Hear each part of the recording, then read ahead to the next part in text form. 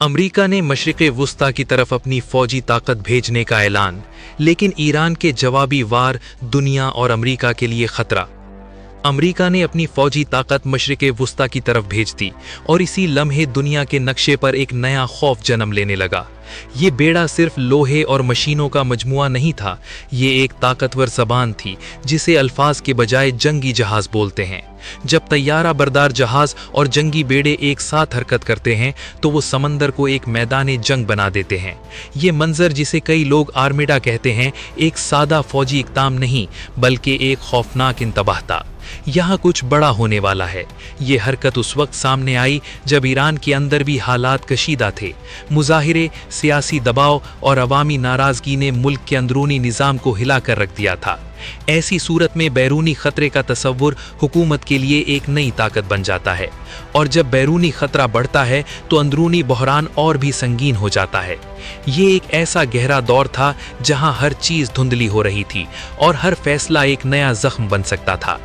इस बेड़े की रवानगी के बाद ईरान ने भी अपनी ज़बान बोली। एक सख्त इंतबाह जारी किया गया कि अगर अमरीका ने किसी भी किस्म की फौजी कार्रवाई की तो उसे पूरे जंग के तौर पर देखा जाएगा। ये अल्फाज सिर्फ अल्फाज नहीं थे, बल्कि एक ऐसा ऐलान थे जिसने दुनिया के दिलों में खौफ के बादल घेर लिए, क्योंकि इसका मतलब ये था कि अगर जंग हुई तो ये महज दो मुमालिक के दरमियान नहीं रहेगी, ये पूरे खित्ते को अपनी लपेट में ले लेगी और दुनिया की सलामती को खतरे में डाल देगी। यहाँ तक कि खित्ते के दूसरे मुमालिक भी खामोश नहीं रह सकते थे। तुर्की के वजीर खारजा ने खदशा जाहिर किया कि इसराइल भी ईरान पर मुमकिना हमले का मौका तलाश कर रहा है। ये बात जैसे एक और तेल का डब्बा था जिस पर सिर्फ एक चिंगारी काफ़ी थी। अगर इसराइल ने भी इसमें कदम रखा तो ये तनाज़ा एक वसी जंगी तूफान में बदल सकता था, और फिर दुनिया की सिक्योरिटी के तमाम कवानीन एक तरफ होकर रह जाएंगे।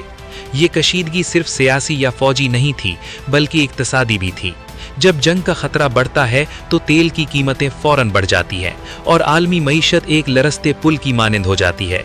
फ़िज़ाई कंपनियों ने मशरिक़ वुस्ता के लिए परवाज़ें मौख़िर या रोक दीं, क्योंकि खौफ की फ़िज़ाएं इंसानों के दिलों में भी दाखिल हो जाती हैं।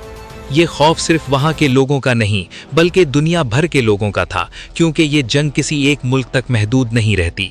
और फिर एक सवाल हर किसी के जहन में उठा, क्या ये जंग सिर्फ एक कदम दूर है, या ये एक ऐसी कहानी है जो अभी शुरू हुई है और जिसका इख्तिताम किसी के पास नहीं।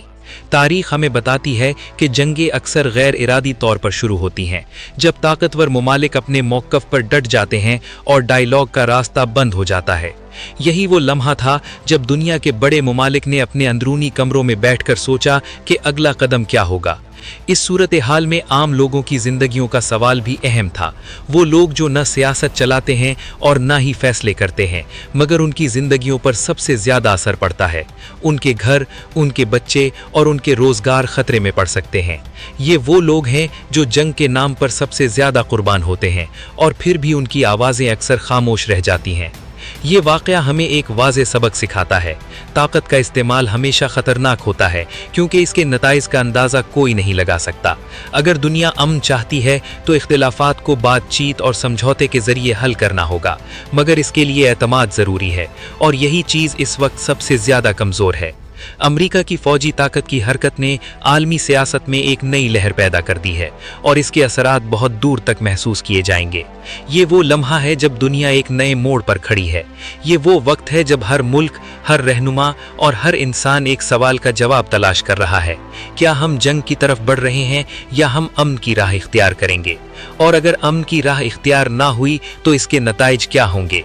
ये सवाल अभी भी हवा में लटके हुए हैं, जैसे एक गहरा सन्नाटा जो तूफान के आने से पहले होता है, और इस सन्नाटे के बीच एक फौजी बेड़ा मशरिक़ वुस्ता की तरफ बढ़ रहा है।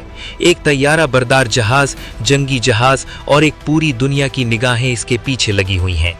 ये वो मंजर है जो तारीख में लिखा जाएगा, और आज हम इसके ऐनी शाहिद हैं। दुनिया एक नाजुक मोड़ पर खड़ी है, एक कदम अमन की तरफ या एक कदम जंग की तरफ। फैसला भी होना बाकी है। जंग एक इंतखाब है, लेकिन अमन एक जिम्मेदारी।